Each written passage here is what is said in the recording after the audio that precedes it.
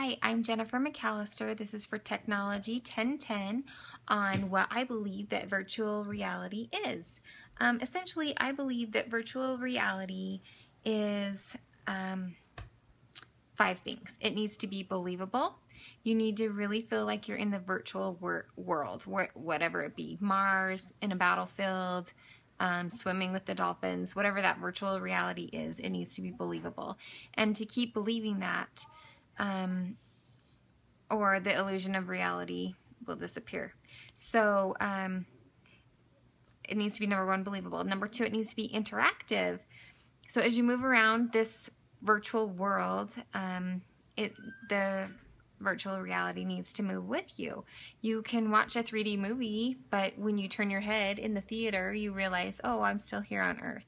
Well, the virtual reality needs to be interactive, and that you could be able to turn your head and still feel like you're still there. It also needs to be computer generated. Number three is computer generated. Why is this important? Well, because only powerful machines with realistic 3D graphics are fast enough to make it believable. So they're the only things that are fast enough that would be able to change with real time as we move around. The fourth one is computer generated. Oh, sorry, I already said computer generated. The fourth one is explorable. And explorable means that the world needs to be big and detailed enough for you to explore. So however realistic that 3D movie is at the movie theater, it only shows certain scenes from three different perspectives. Well, we need to see the whole world and be able to explore it in a different way. And the last one is immersive. Virtual reality needs to be immersive.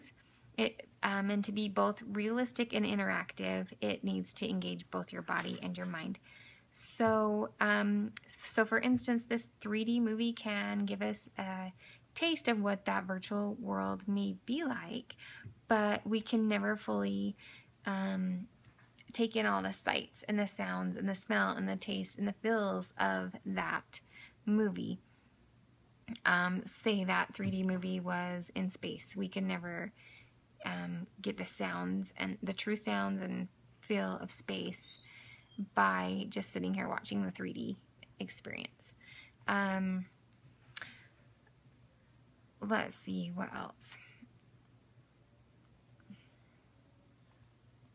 Anyway, I just think that there are tons of different types of virtual reality, and it's been a huge thing for marketing games and television movies and all those sort of things. But I think for a virtual reality, a true experience of virtual reality for myself would be the fully immersive virtual reality, where it's plausible, richly detailed, and a world to explore. So, like, maybe you can get up and walk around and be able to feel like you are totally in that world and be able and turn your head, and in real time you are experiencing this virtual world. And then I think it also needs to virtual reality to me is it's just through computers. It's not real. It's a world that is made up to be real. And so I think it has to be through computers and computer generated. So that is my expression of virtual reality. The websites that I have used to look up some examples are nasa.gov, and I looked up their definition of virtual reality, and then I also used nationalgeographic.com, a couple of articles on what is virtual reality, and it was a couple of videos. One was called Virtual Pompeii Created, and another one was Fireworks to Forensics. And I enjoyed both of these videos, and I think that our world is becoming much more integrated with virtual reality, and there are a lot of options that we can use. I really like how the surgeons are able to use this technology to be experiencing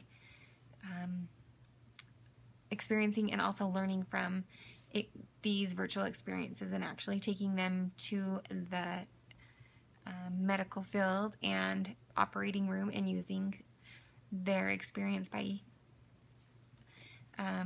the virtual reality surgeries.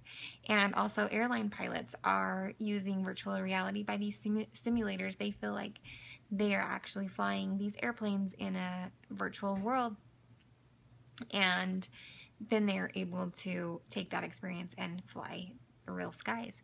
And anyway, just would like to share that tidbit of information that I learned today, and thank you.